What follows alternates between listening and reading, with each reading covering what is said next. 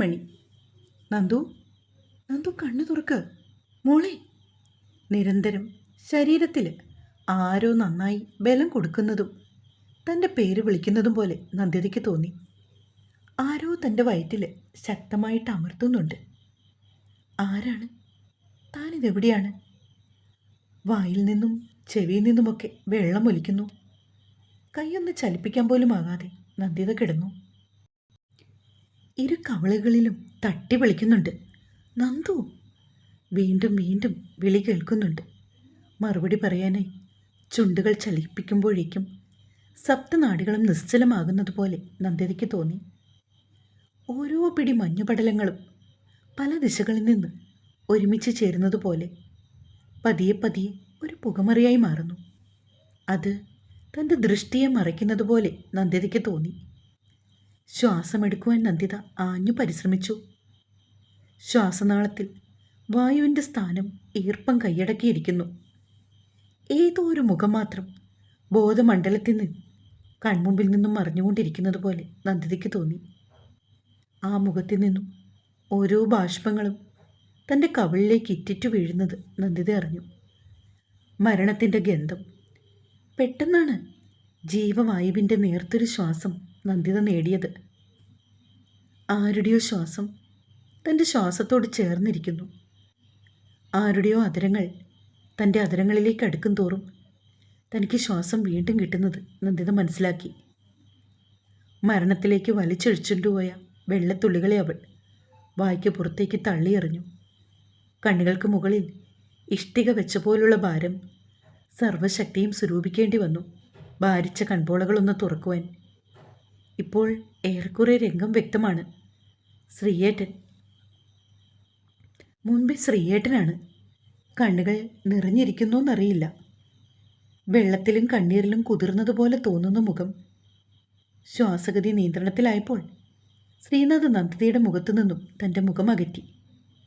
ശ്വാസം പകർന്നു കഴിഞ്ഞ് ശ്രീനാഥ് മുഷ്ടി കൊണ്ട് വായുപൊത്തി മെല്ലെ ചുമച്ചു. ശ്രീയേട്ടാ. കരിമണിയെ, നീ എന്നെ പേടിപ്പിച്ചുട്ടോ. താളി തട്ടി മറിച്ചിട്ടാണോ നീ കുളിക്കാൻ ഇറങ്ങണേ? വല്ലതും പറ്റിയിരുന്നെങ്കിലോ? ദൈവകൃപ കൊണ്ട് എൻ്റെ കയ്യിൽ തന്നെ വന്ന് വീണു. പക്ഷേ എൻ്റെ ബാലൻസ് പോയി, നിൻ്റെ ബോധവും. ശ്രീനാഥ് അതും പറഞ്ഞ് ചിരിച്ചു, ഉറക്കെ ഉറക്കെ. ഒരു വിധത്തിൽ ആ പിടിച്ചെടുത്ത് പടവിലോട്ട് കിടത്തിയേ.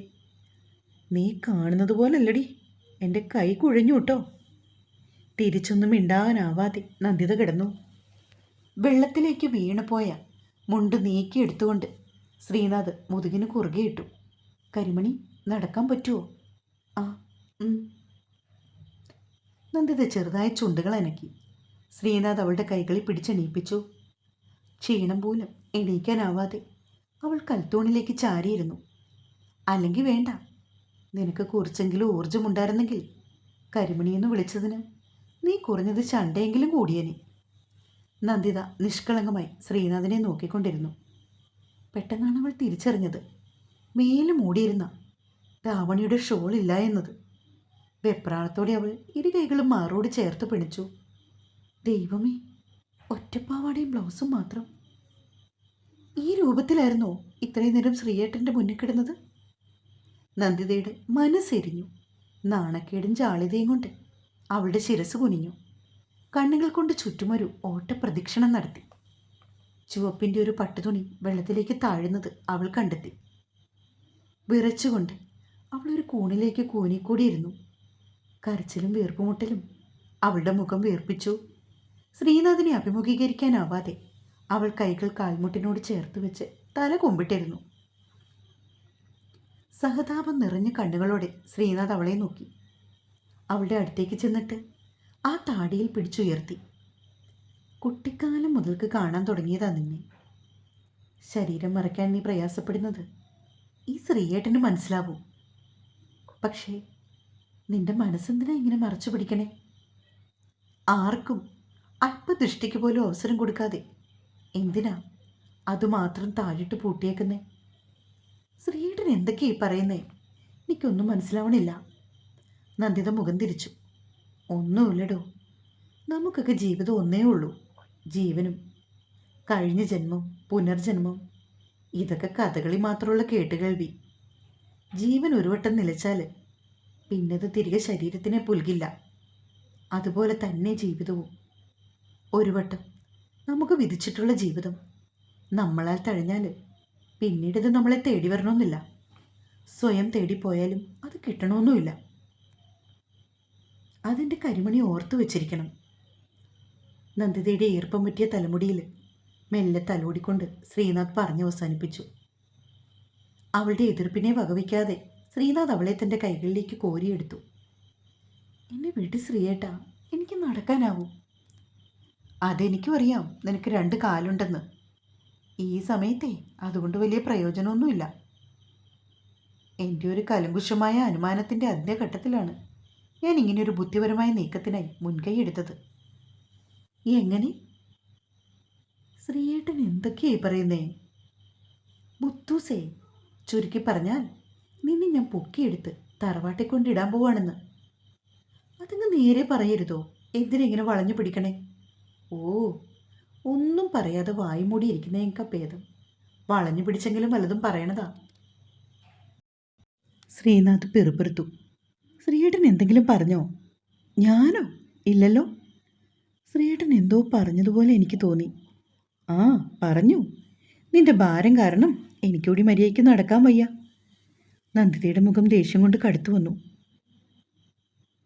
ശ്രീയേട്ടനെ ഭീഷണിപ്പെടുത്തി എടുപ്പിച്ചൊന്നും അല്ലല്ലോ ഞാൻ. താങ്ങാൻ പറ്റാത്ത ഭാരം എടുക്കരുത്.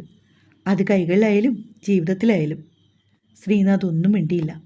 അവൾക്ക് മറുപടി കൊടുക്കാതെ വീടിനടുത്തേക്കുള്ള പിൻവശത്തെ പടിക്കെട്ടുകൾ ഓരോന്നേ കയറി. ശ്രീയേട്ടൻ എന്തായിരുന്നു എന്നെ നേരത്തെ വിളിച്ചത്? എന്ത് വിളിച്ചെന്ന്? അല്ല, എനിക്ക് തോന്നി. നിനക്ക് പലതും തോന്നും. കാര്യം എന്താന്ന് വെച്ചാൽ തെളിച്ചു പറയുവണ്ണേ. നന്ദൂട്ടീന്ന്. ശ്രീയേട്ടനല്ലേ വിളിച്ചേ? കുട്ടിക്കാലത്ത് എന്നെ വിളിച്ച പോലെ. തിരിച്ചൊരു പൊട്ടിച്ചിരിയായിരുന്നു ശ്രീനാഥിൻ്റെ ഉത്തരം. കരിമണി, നിന്നെ നന്ദു എന്നൊക്കെ വിളിക്കണമെങ്കിലേ ശ്രീനാഥിന് പഴയ 16കാരനാകേണ്ടി വരും.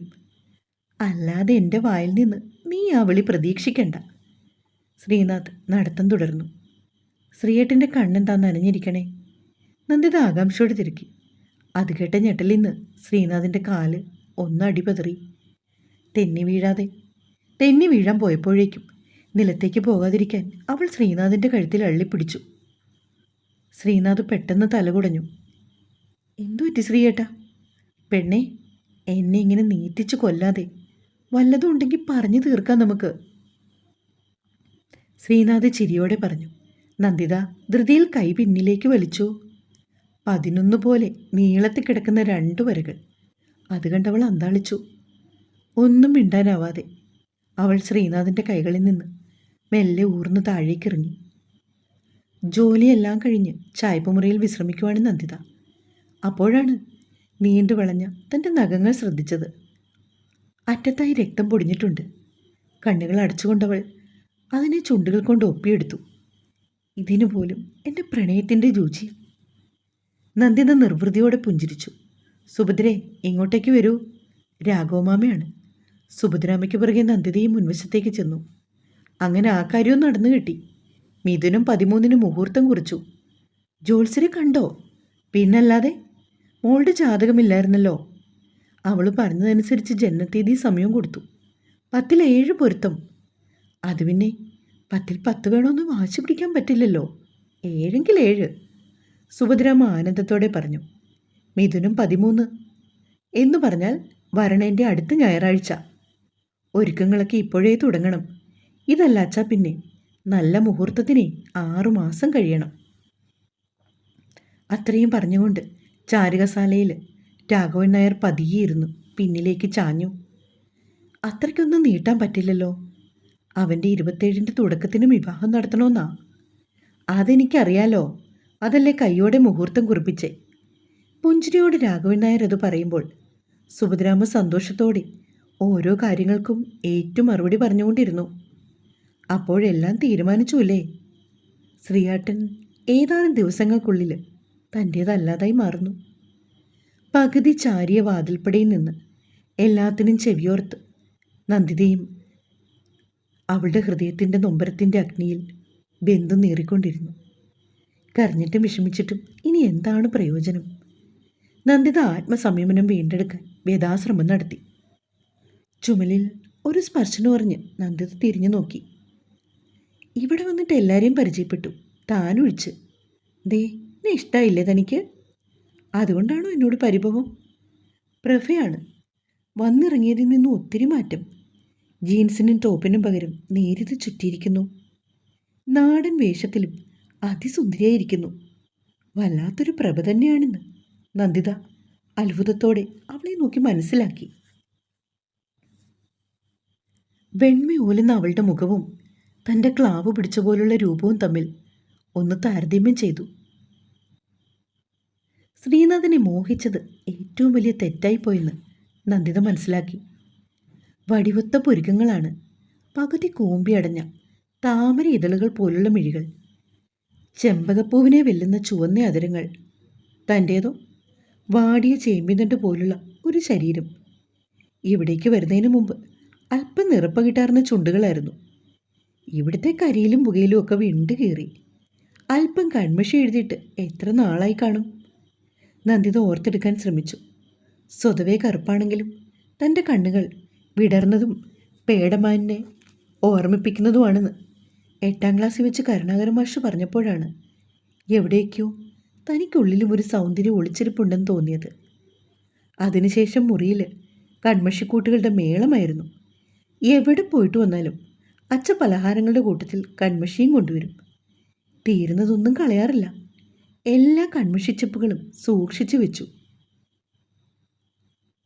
കൈപ്പിടിയിൽ ഒതുങ്ങാവുന്ന വലിപ്പമേ ഉണ്ടായിരുന്നെങ്കിലും അവ തൻ്റെ ജീവനായിരുന്നു.